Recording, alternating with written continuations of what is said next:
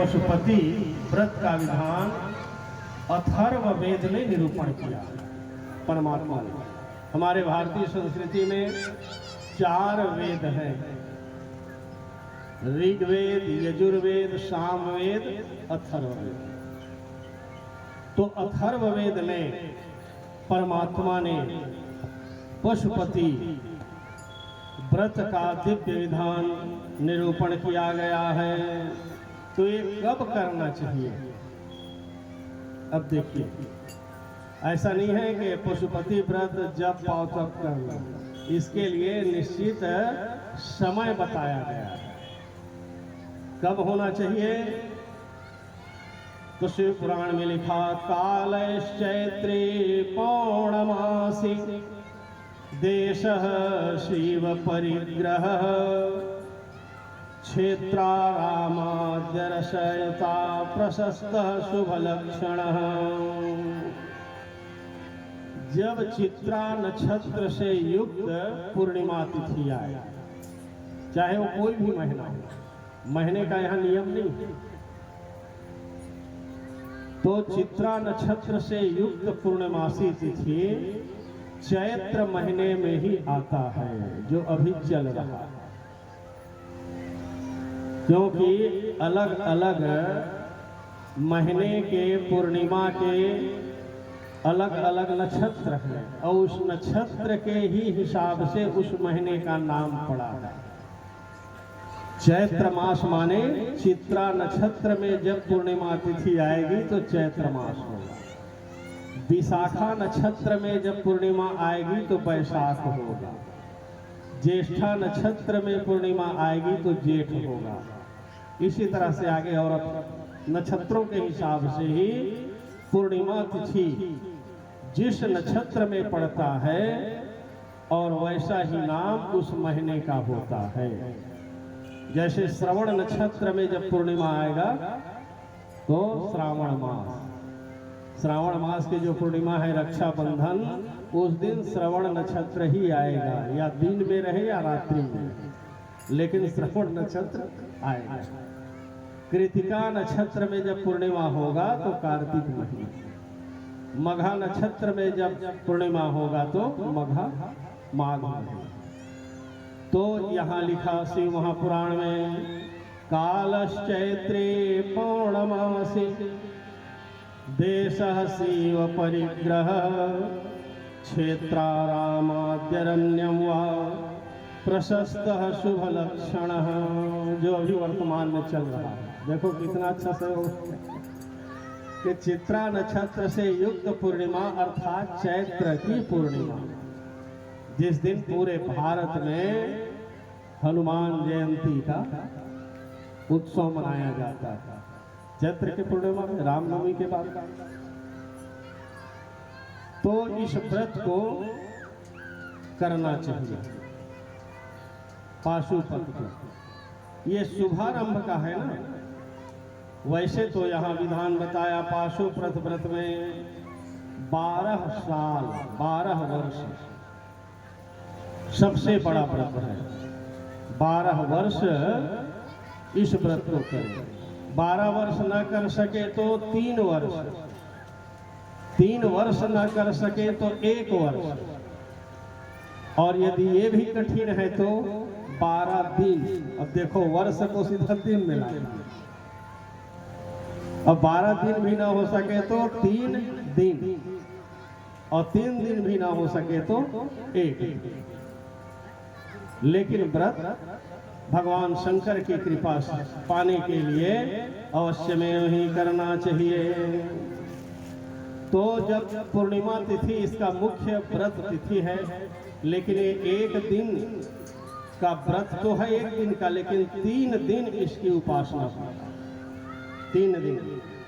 तो इस व्रत को आप शिवालय में जाकर या जलाशय के आसपास या किसी बगीचे पवित्र स्थान में, किसी पवित्र नदी के तट में, किसी पवित्र तीर्थ में, अथवा ये भी ना हो सके तो अपने घर में भी व्रत किया जा सकता है। घर को ही तीर्थ बना करके और घर में ही किया जा सकता है। तो यत्र पूर्वं त्रयोदश्यां शुष्णातः सुकृतान्हिक अनुज्ञात्य स्वमाचार्यं संपूज्य प्रणिपत्य च। जब पूर्णिमा को व्रत करना है तो पूर्णिमा के 2 दिन पहले त्रयोदशी को ही नियम का पालन करना पड़ेगा। त्रयोदशी को ब्रह्म मुहूर्त में ही शैया को छोड़कर स्नान शौच आदि कार्यों से निवृत्त होकर शुद्ध वस्त्र धारण करके किसी योग्य विद्वान को बुलाकर और उनके द्वारा उनका पूजन कर उनसे संकल्प करा, क्योंकि बिना संकल्प के कोई भी व्रत यज्ञ अनुष्ठान आदि का फल अधूरा रह जाता है।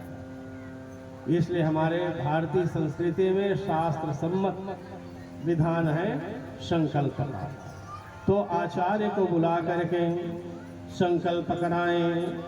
पूजां वैशेषिकं कृत्वा शुक्लांबरधरः स्वयं शुक्लयज्ञपवीति च शुक्लमाल्यानुलेपनः।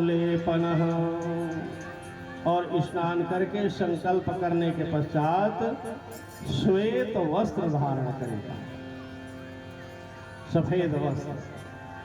यदि यज्ञोपवीत धारण करने वाले द्विज हो तो उसे श्वेत रंग के यज्ञोपवीत धारण करना चाहिए और श्वेत पुष्प के ही माला और चंदन तिलक लगाकर दर्भासने समासीनो कूश के आसन पर बैठना चाहिए।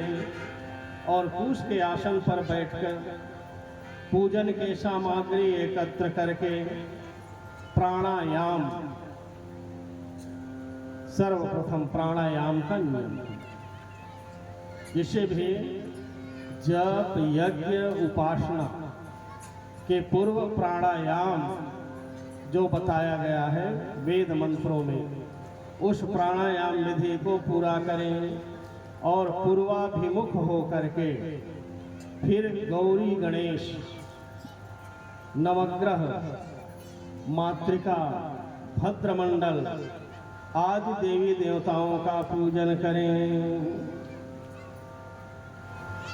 दीन द्वादशकं वाथ दिन खट्क मथापिवा दिनमर्धम दीनमेकं वा व्रत संकल्पवानपि। या तो 12 दिन या 3 दिन या 1 दिन, जैसा अपना शक्ति सामर्थ्य हो उसके अनुसार व्रत को संकल्प पूर्वक प्रारंभ करें, संकल्प लेकर के। और देवी देवताओं का पूजन करके गौरी गणेश नवग्रह कलश आदि भद्रमंडल देवताओं का पूजन विद्वानों से मंत्र उच्चारण करा के पूजन करें। कूश के आसन में बैठ करके पूजन सामग्री सब एकत्र करके और उसके पश्चात फिर अग्नि स्थापना करें, कुंड बना करके या किसी पात्र में ही व्यवस्थित पात्र में। लेकिन एक बात का ध्यान रखना चाहिए, आजकल विशेष करके आप गांव वाले तो अच्छे करते हैं, शहरों में विडंबना हो गया। लोहे के कुंड में हवन करते हैं लोग शहरों में, लोहे के कुंड में, जबकि इसको सर्वथा निषेध माना गया। लोहे के कुंड में हवन करने से यज्ञ का कोई फल प्राप्त नहीं होता। तो इसलिए प्रशस्त माना गया है प्रकृति से बना हुआ।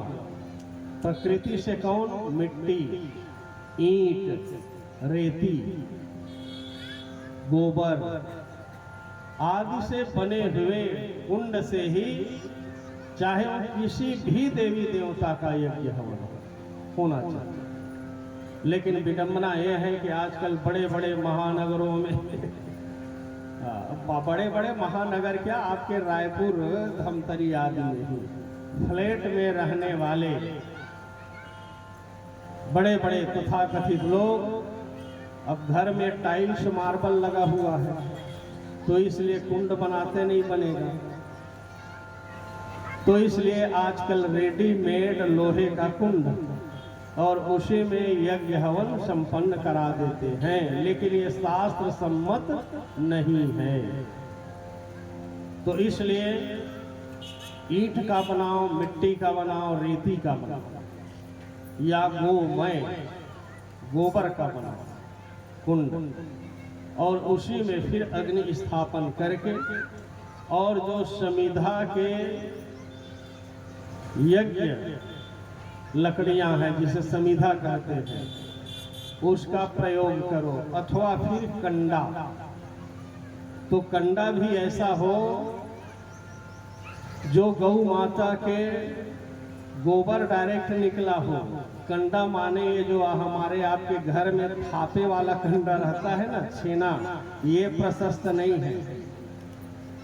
हमारे छत्तीसगढ़ में कहा गया है बिनिया छेना कहते हैं। बिनिया, जब गौ माता चारागाह में चरते रहते हैं और उनके जो गोबर है जिसमें पानी आदि नहीं मिला रहता, वो छेना, उसे कंडा कहा गया। उससे करें या फिर यज्ञ के हवनीय समिधा से। तो अग्निमाधाय विधिवत विरजा होम कारण होत्वा जेन समिधभिश्च चरुणा च यथा क्रमम। दिव्य साकल्य जैसा यज्ञों में होता है, तेल, जौ, चावल, गुड़, घृत और उसमें 10 औषधियाँ, गुग्गल आदि ये दिव्य साकल्य तैयार करके या फिर हविष्यान्न खीर, गाय के दूध से पके हुए खीर जिसे चरु कहा जाता है, संस्कृत में कहते हैं चरु, ये तैयार करके और हवन करना चाहिए। पूर्णामायो यताम्भो यस्तत्वानां शुद्धिमुद्दिशन् जुहयान मूल मंत्रेण तैरेव समिदादिभिः। और ऐसे दिव्य यज्ञ हवन करके पूर्णाहुति करें और पूर्णाहुति होने के पश्चात फिर जब वो यज्ञ के अग्नि शांत हो जाए तब उसी के भस्म को पूरे शरीर में लेप करना है। अलग अलग उसके मंत्र भी हैं, त्रायुषम जमदग्ने, अलग अलग मंत्रों से ललाट में पहले भस्म का त्रिपुंड लगाएं, हाथों में, दोनों बाहु में, हृदय में, पेट में, पीठ में और सर्वांग शरीर में उसी भस्म का लेप लगावें। और लेप लगाने के पश्चात फिर यज्ञ आदि संपन्न होने के बाद फिर प्रभाते तो चतुर्दश्याम, अब ये तो त्रयोदशी का नियम है, एक बार भोजन करें। यदि शक्ति सामर्थ्य है तो बिना भोजन किए फल, दूध, मिष्ठान्न आदि लेकर के ही त्रयोदशी के व्रत को पूर्ण करें।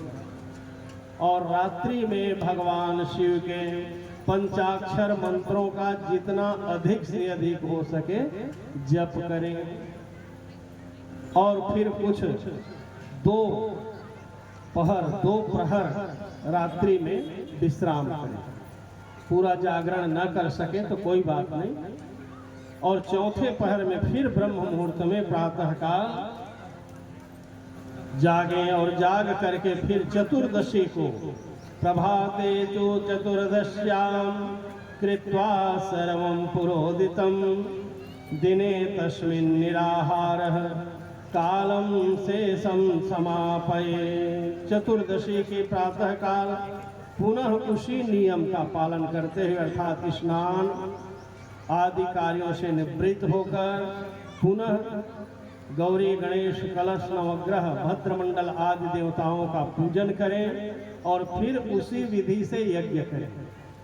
दूसरे दिन चतुर्दशी को भी प्रातः पर्वणि चाप्येव कृत्वा होमावसाननात् उपसंगैव रुद्राग्नि गृह्णात् भस्म यत्नतः। और पुनः फिर उसी यज्ञ के भस्म को फिर शरीर में धारण करें। ततश्च जटिलो मुंडी शिखैका जट एवया, हो सके तो सिर के केश को पूरे साफ करे, छौर कर केवल शिखा मात्र रखे, अथवा फिर जटा बना ले। दो विकल्प बताया, या तो पूरे केश को साफ करे अथवा फिर जटा धारण करके, और उसके बाद एकांबरो वल्कली वा भवेत् दंडे च मेखली, एक वस्त्र शरीर में धारण करे, श्वेत वस्त्र अथवा वल्कल। वल्कल कहा गया है वृक्षों के छाल को। जैसे पुराने समय में हमारे देश में रहने वाले जितने यज्ञी योगी संत महात्मा वन प्रांत में निवास करने वाले, वो वृक्षों के छाल से ही वस्त्र धारण करते थे, उसी को वस्त्र मानकर धारण करते थे। लेकिन आज वो संभव नहीं है, तो इसलिए एक वस्त्र कह दिया, एक वस्त्र धारण करे। पुरुष हो तो धोती और माताएं हो तो एक वस्त्र साड़ी, ये धारण करें। प्रक्षाल्य चरणों पश्चात द्विजाश्वात्मनस्तनुं संकुलीकृत्य तदभस्य विरजानल संभव। और उसके पश्चात फिर भस्म धारण करें, हाथ पैर सबको धो करके आचमन करके, और पुनः फिर भगवान के दिव्य स्तुति प्रार्थना करें। पुनः त्रिपुंड भस्म का लगावें और अपने पूरे शरीर में भस्म। कुर्यात् त्रिसंध्यामप्येतत् पाशुपतं व्रतं भुक्ति मुक्ति प्रदं चैतत् पशुत्वं विनिर्वर्तते। और तीनों संध्याओं के समय भगवान का दिव्य आराधना करते रहें। तो इससे क्या है, मनुष्य मात्र को पशु कहा गया है, तो पशु भाव से उनकी निवृत्ति हो जाती है।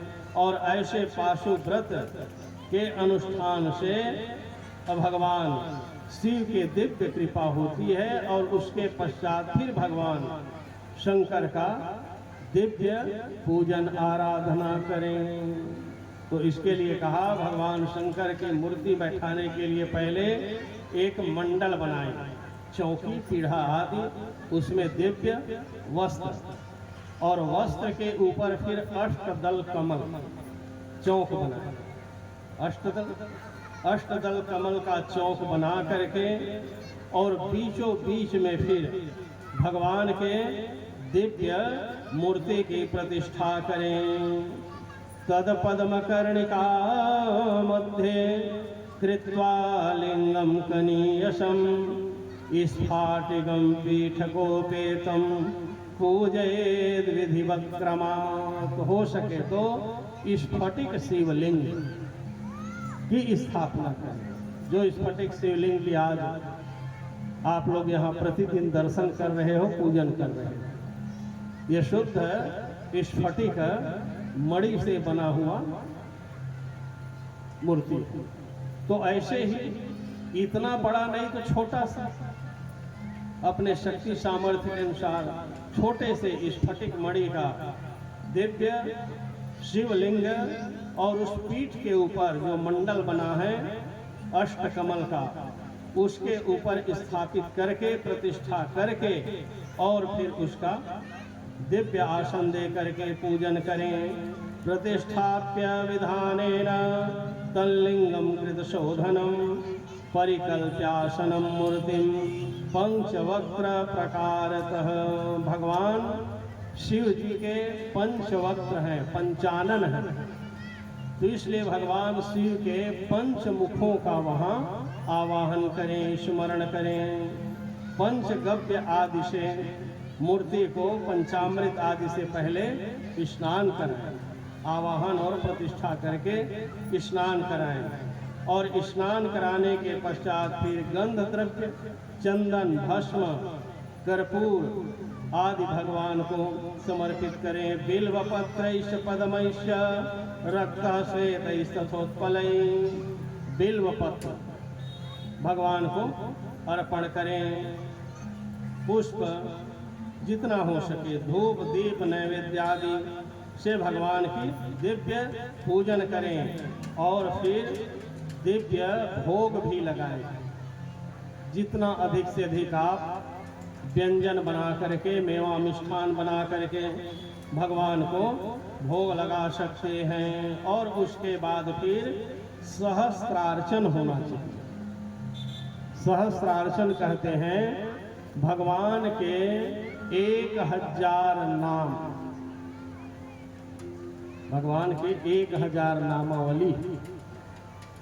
उस 1000 नामों से या तो आप बेलपत्ती पहले से संग्रह कर लें, बेलपत्ती, पुष्प या फूल संग्रह कर लें, या पंचमेवा में जो 5 प्रकार के मेवा हैं उसको 1000 आप संग्रह करके पहले से रख लें, कोई भी एक। अथवा ये भी ना हो सके तो श्वेत अक्षत, श्वेत अक्षत में चंदन, गुलाल, रोली, कुमकुम, इत्र आदि डाल करके, इसे गंधाक्षत कहा जाता है, उसको मिला करके और रख लें।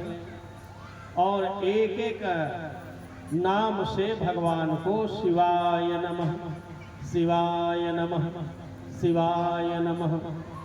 यदि आप पढ़े लिखे हैं, सहस्त्रार्चन का स्वयं पाठ कर सकते हैं, तो स्वयं भगवान के 1000 नामों का जप करते हुए, पाठ करते हुए भगवान की आराधना करें।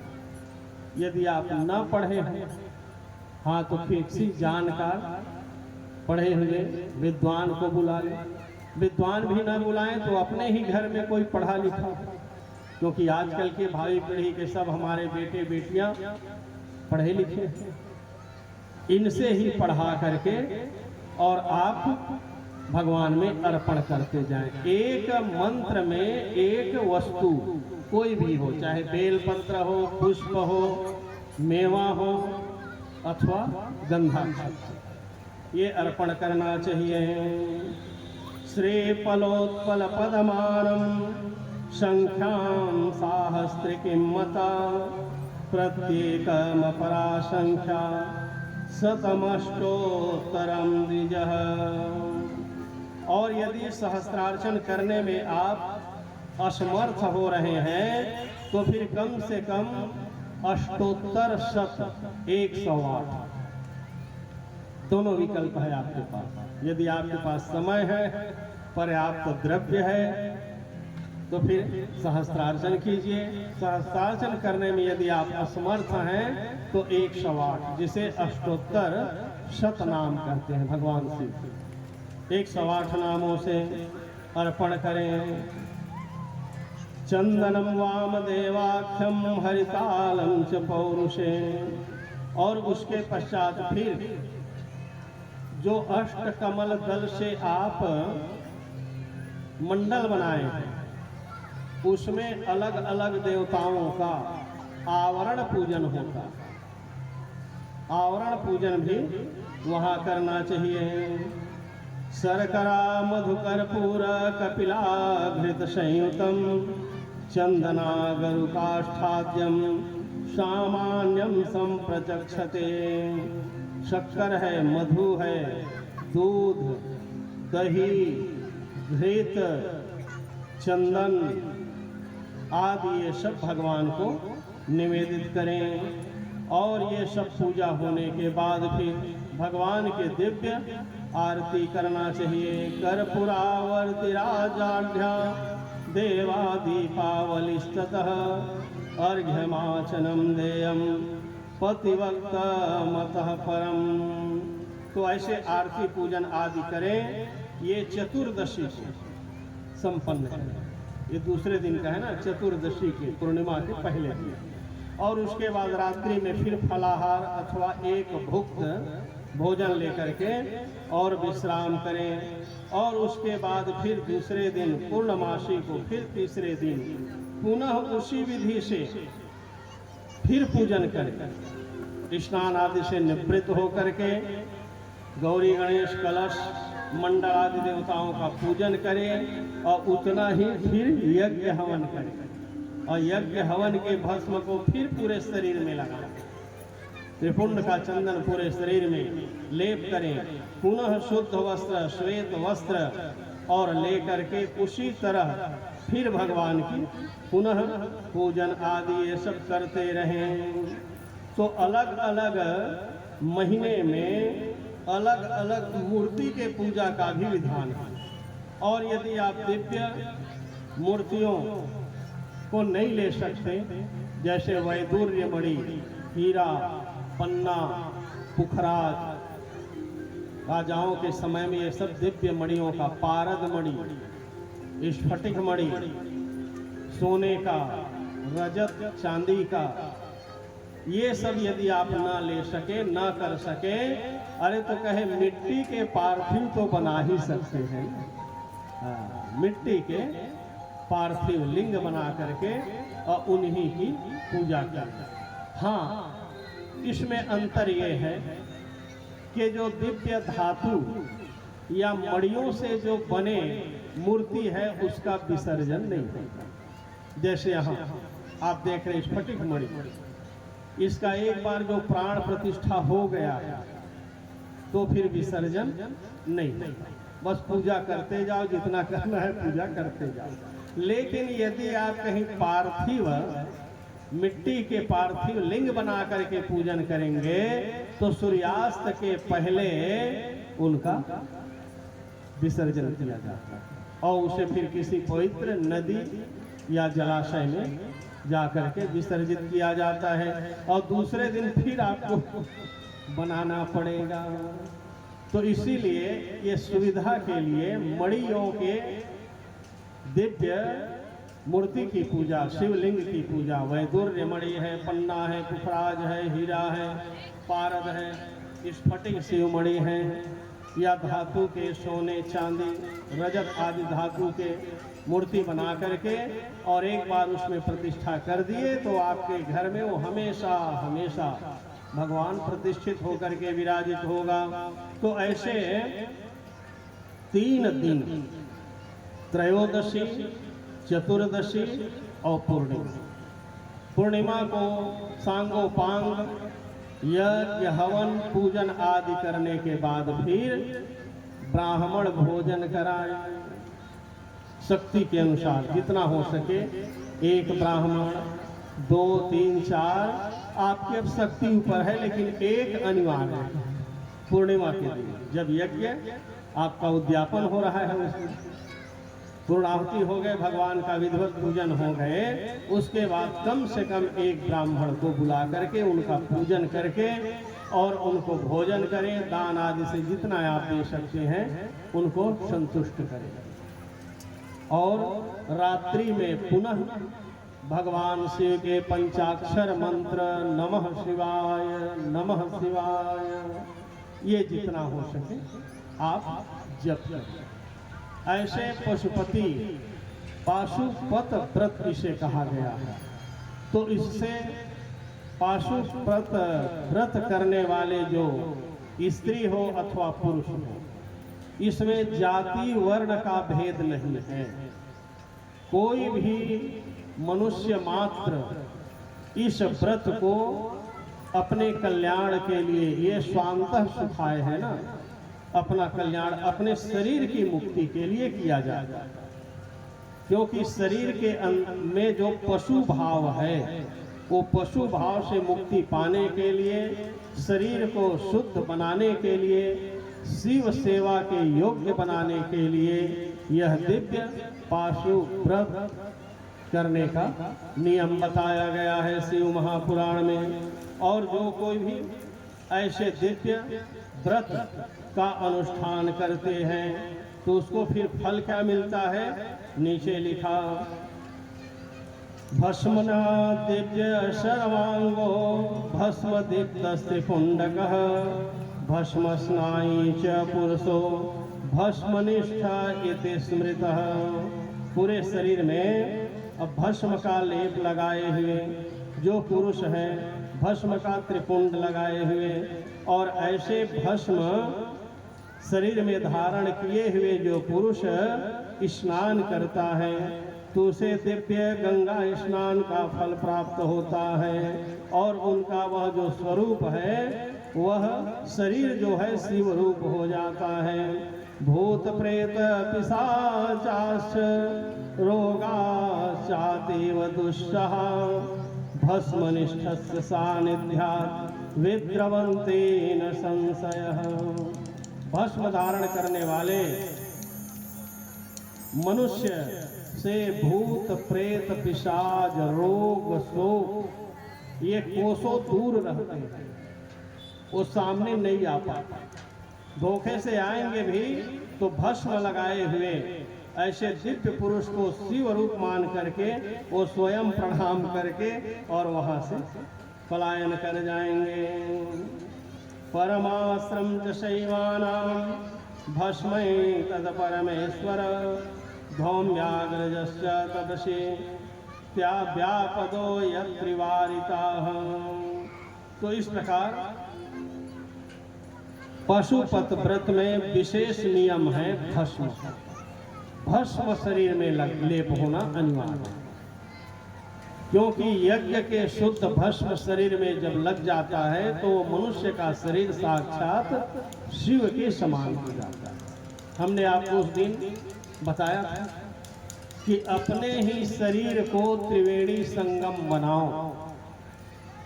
कथा में बताया था हमने आपको दूसरे ही दिन शायद कि कौन कौन से, तो कहे रुद्राक्ष की माला और शरीर में भस्म और मुखारविंद में भगवान शिव का नाम, तो आपका शरीर त्रिवेणी संगम बन जाएगा। अलग से आपको त्रिवेणी जाने की जरूरत नहीं। मना नहीं कर रहे हैं कि आप मत जाओ, यदि जाने की इच्छा है, श्रद्धा है तो जाना ही चाहिए, लेकिन आपका शरीर ही त्रिवेणी संगम बन जाएगा। गले में रुद्राक्ष की माला